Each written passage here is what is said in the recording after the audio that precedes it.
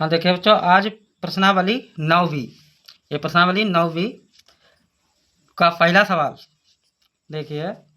ये कह रहा है कि एक ऊर्ध्वाधर खंबे की परछाई खंबे की ऊंचाई के बराबर है, सूर्य का उन्नयन कोण होगा। तो देखिए इसमें ये पूछ रहा है सूर्य का उन्नयन कोण होगा। तो देखिए बेटा इसमें क्या है, मैं क्या करेंगे उन्नयन कोण। तो इसमें हमें क्या करना चाहिए कि मैं एक ऊर्ध्वाधर खंबे की परछाई खंबे की ऊंचाई के बराबर है। जैसे ये मान लीजिए ये क्या है, एक खंबा, ये क्या हो गया तुम्हारा खा अधमा वा खंबा, ठीक है। और यहाँ ये क्या है, ये है परछाया, ठीक है, ये परछाया है।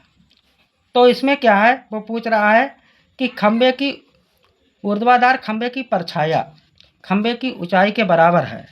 तो इसमें क्या है, ये मान लेंगे माना खा अधमा खंबे की ऊंचाई बराबर यक्स मीटर। ये यक्स मीटर मैंने मान लिया। तो जब यक्स है वो कह रहा बराबर है परछाया, तो क्या है ये यक्स हमारी, ये क्या हो गई बेटा यक्स मीटर, ये क्या हो गई परछाया, वो ऊंचाई। ये है परछाया, ये भी तो है बराबर मान रहा, तो यक्स मीटर ये भी हो जाएगी यक्स मीटर। अब इसमें क्या करेंगे हम, उन्नयन कोण, दो कोण होते हैं, उन्नयन कोण एक होता है, एक अवनमन कोण होता है। उन्नयन उन्नयन, यहाँ पर ये वाला ये कोण पूछ रहा है, तो उन्नयन कोण आइए देखते हैं। तो हम क्या करेंगे, इसमें क्या है, हमें लंब ज्ञात है और आधार ज्ञात है। तो मैं क्या लगा दूंगा यहाँ पर tan, tan। तो tan ये मेरा हो जाएगा उन्नयन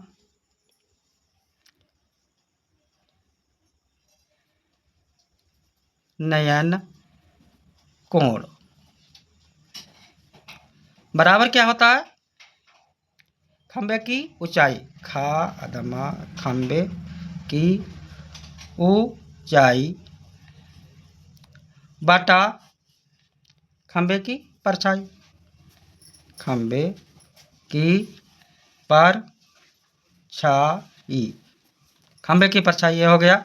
यानी कहने का मतलब ये होता है tan, ये सूत्र होता है, सूत्र एक होता है, यहाँ पर हम लिख दें सूत्र होता है इसका tan सीटा बराबर क्या होता है लंब बटा आधार। तो मेरा क्या लंब है यक्स, आधार मेरा यक्स। तो मैं क्या करेंगे, खंबे की ऊंचाई है यक्स है बटा यक्स है। तो देखिए बेटा यक्स एकम यक्स। तो यहाँ पर क्या है, हमारा क्या आया एक आया। तो tan जो होता है tan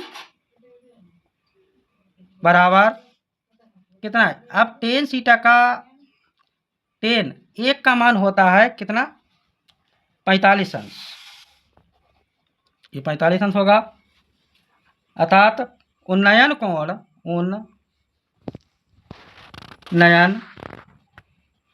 कोण बराबर 45 अंश होगा, यही मेरा आंसर होगा। हाँ बच्चों, ये सवाल ये तुम्हारे समझ में आया या नहीं आया, कमेंट बॉक्स में ज़रूर बताएं, दोबारा बताने की कोशिश करेंगे।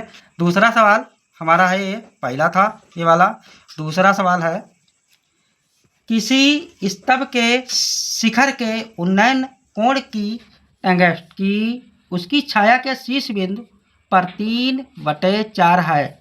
तो स्तंभ की ऊंचाई और छाया की लंबाई में अनुपात ज्ञात करवाता है।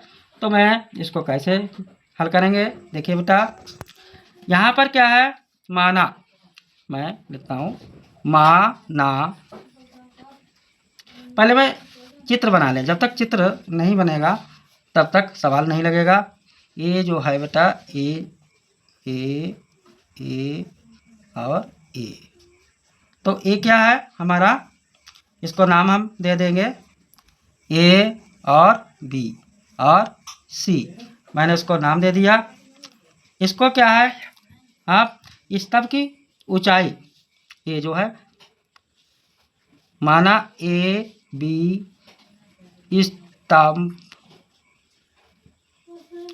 ए बी माना ए बी स्तंभ है जिसकी ऊंचाई बराबर कितनी है, यच मान लेते हैं, यच मीटर, यच मीटर, यच मैंने मान लिया। और छाया, तो छाया की लंबाई, छाया की लंबाई, छाया की लंबाई बेटा देखिए बी और सी, ये तुम्हारी बी और सी, बी सी मैंने क्या मान लिया, यक्स, ये यक्स मीटर मान लिया, बराबर यक्स मीटर, ये मैंने यक्स मीटर मान लिया।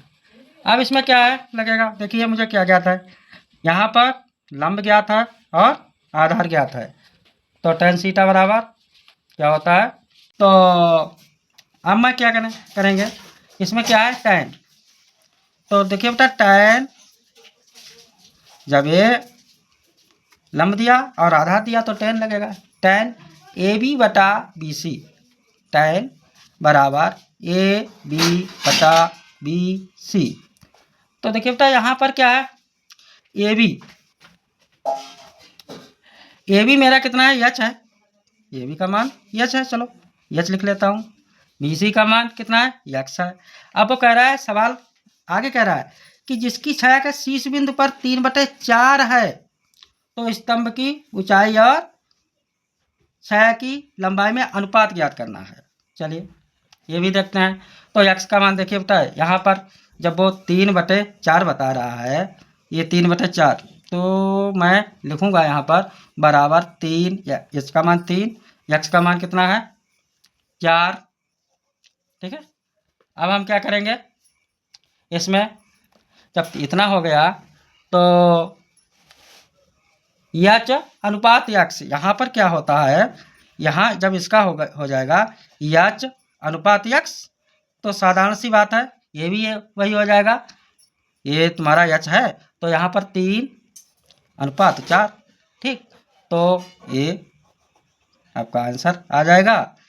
देखिए बच्चों बहुत सरल है और इसको बार बार रिवीजन करेंगे, और यदि समझ में ना आया हो तो कमेंट बॉक्स में अवश्य हमें सूचित करें, हम समस्या का समाधान करने की कोशिश करेंगे।